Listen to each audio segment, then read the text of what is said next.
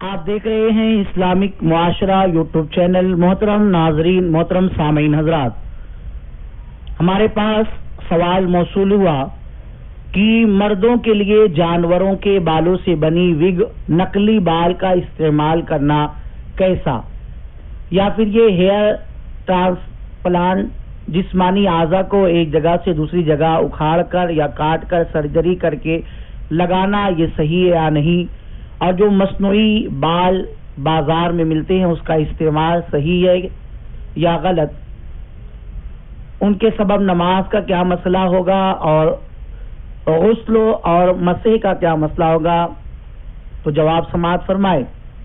اگر تزویر اور دھوکہ دہی نہ ہو تو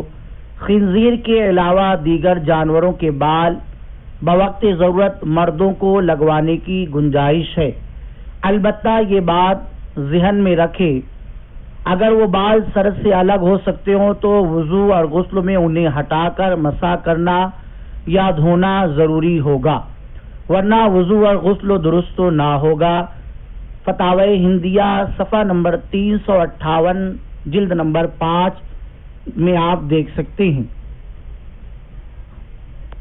اور یہ بھی یاد رکھیں کہ اگر ضرورت ہو اور جسم کے کسی حصے کے بال اسی شخص کے جسم کے دوسرے حصے میں لگا دیے جائے تو اس طرح سے بھی لگانا جائز ہے، لہذا کوشش یہ کرنی چاہیے کہ پاک صاف حلال جانوروں کا بال ہو تو یہ بہتر ہے۔ اب بازار میں مصنوعی بال اگر انسان و خنزیر کے علاوہ کے ہوں تو ان کو لگانے اور لگوانے کی بھی گنجائش ہے۔ وضو، غسل اور نماز کا مسئلہ یہی ہوگا جو یہاں پر ذکر کیا گیا ہے۔ اللہ پاک ہمیں صحیح سمجھ عطا